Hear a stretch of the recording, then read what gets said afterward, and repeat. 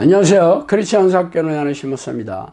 오늘은 잔치는 끝났다. 하나님의 경고를 직시하라. 라는 제목으로 생각해 보도록 하겠습니다. 제가 교회에 처음 발을 들여놓았을 때가 우리 역사에서 유례를 찾아볼 수 없는 7, 80년대 경제 부흥기로 교회가 들썩들썩하던 시기였습니다.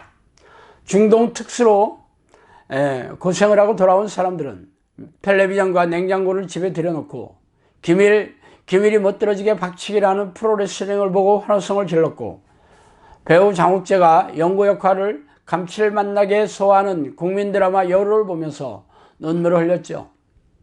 그러면서 국민들은 돈맛을 알아갔습니다. 수출이 국력이라고 외치는 대통령을 따라서 너도 나도 강도 높은 노동의 대가로 지갑을 두둑하게 채우기 시작했죠. 덩달아 교회도 바빠지기 시작했습니다.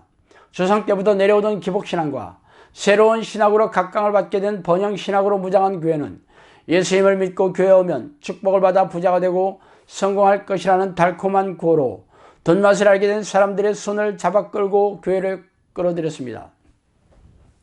새벽 기도의 시간에는 축복을 외치는 기도 소리로 온 동네가 떠들썩했고, 방방곡곡마다 기도원이 세워지고 교회의 기도 시간에 성이 차지하는 교인들은 거기로 몰려가서 밤이 새도록 기도하고 나서 부자가 되는 꿈이 손에 거의 잡힐 듯한 환상을 갖게 되었습니다.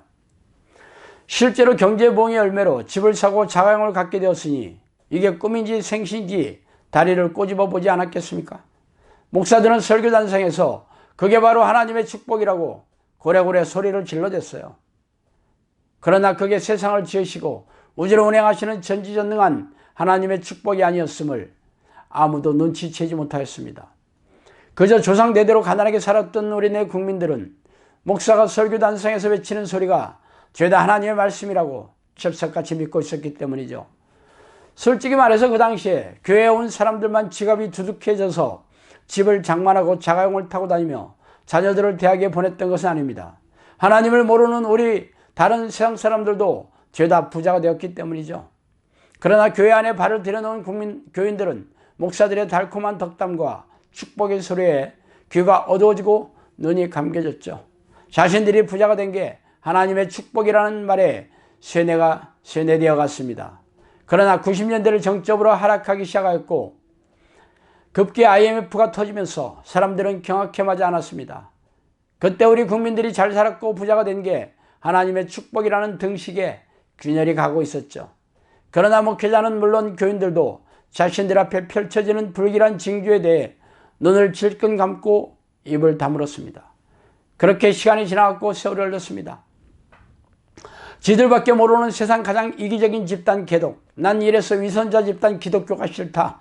대다수 대형교회는 대한민국 비리의 온상이며 암적인 존재다. 기독교인들은 자신들이 하나님을 믿는다는 이유만으로 하나님의 말씀을 실천하지 않아도 된다고 생각하는 집단, 하나님의 말씀 중 가장 중요한 사랑을 실천하는 사람 한 명도 못 봤다.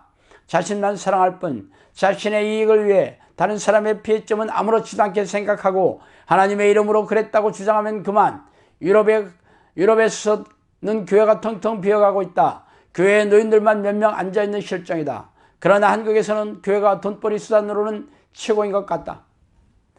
이 글은 최근 럭셔리하고 웅장한 교회 건물 지하가 불법 건축물에 물린 위기가 있는데도 서울시장과 구청장이 참석해서 달달한 덕담과 축사를 내려놓았다는 기사의 밑에 달린 인터넷 댓글의 일부입니다. 이 댓글을 단 사람들은 죄다 기독교와 교회, 목사와 교인, 그리고 예수님을 향해서 저주에 가까운 독설과 비난을 포고되고 있죠. 아마 교회를 다니는 크리스천들을 제외하고 기독교나 교회에 대해 중립을 지키는 이들은 거의 없을 것입니다. 정도에 따라 다르겠지만 거의 대부분의 대중들은 반감이나 악의를 가지고 있어요. 이렇게 교회와 하나님이 욕을 먹고 있는 이유가 무엇입니까? 이 댓글에 정답이 나와 있죠. 지들밖에 모르는 이기적인 집단, 대한민국 비리의 온상, 위선자 등이 그것이죠. 그러나 아이러니하게도 예수님은 원수까지 사랑하라고 하지 않으셨습니까? 그러나 우리네 교회는 자신들의 목적을 정당화시키기 위해서는 다른 이들의 손해와 피해점은 아무렇지도 않게 뭉개고 있다고 생각하죠. 특히 대형교회 목사가 언론에 자주 드러나는 제목이 바로 횡령이나 간음이에요. 차라리 절도나 폭력이 부러울 정도예요. 최고의 도덕성이 빛나는 훈장으로 타의 모범이 되어야 하는 목회자들이 탐욕을 위해 사기를 쳐서 재산을 끌어모았다는 횡령이나 자식에게 교회를 물러주는 교회 세습으로 교회가 가족들의 종교사업장임을 드러내거나 자신의 영향력을 이용해서 성적 쾌락의 희생물을 삼는 죄악은 입이 10개라도 할 말이 없는 죄악이죠. 그래서 자꾸만 우리네 교회는 우리나라에서 가장 욕을 얻어먹는 종교 집단이 되었어요. 그래서 우리나라가 어떤 상황에 놓였습니까? 얼마 전에 중국이 사도문대로 곤혹을 치르게 하더니, 엊그제는 일본에서 주요 품목의 수출을 규제하겠다고 공포를 해서 온 국민과 기업들을 공포의 도가니로 몰아넣었죠. 그렇지 않아도 우리나라는 북한의 핵도발로 인해 언제 전쟁이 터질지 모르는 나라가 아닙니까? 우리는 오랫동안 그런 상황에서 살아왔기 때문에 나름 적응이 되었겠지만, 우리나라는 세계에서 전쟁이 일어날 수 있는 위험천만한 나라임에 틀림이 없죠. 게다가 요즘의 기후는 예전의 그것과 판이하게 다릅니다. 지구온난화와 아열대를 반복케 하는 뜨거운 기후변화로 인해 초여름부터 늦가을까지 연일 수온지가 40도 가까운 열대지방으로 옮겨가고 있습니다. 어디 그뿐입니까? 이제는 대학을 졸업한 젊은이들이 들어갈 좋은 직장이 빠른 속도로 사라지고 있어요. 그래서 젊은이들은 흑수저와 헬조선이라는 자조적인 말로 좌절해하고 있습니다. 그래서 대학생의 꿈이 공무원과 교사가 되는 것이니 기가 막히지 않아요? 사실 앞으로 좋은 직장이 사라지고 허드렛 일로 최저임금을 받는 노동만이 기다리고 있을 것입니다. 마지막으로 우리나라도 지진의 안전진대에서 벗어났다는 신호가 지속적으로 오고 있죠. 예전에 포항의 지진으로 아파트가 갈라졌지만 아직도 복구하지 못했다는 소식이 이 사실을 일깨워주고 있습니다. 이제 잔치는 끝났어요. 7, 80년대 경제 부흥의 잔치도 미호경의 목회자들의 머리를 타고 앉아 속여 넣어주는 착시에 불과했습니다. 이렇게 수도 없이 보여주는 하나님의 경고를 덮어두거나 외면한다고 해서 해결되는 게 아니죠. 교회가 빠른 속도로 망하는 것을 지켜보면서 당신과 가족들의 영혼이라도 건져내야 하지 않겠습니까?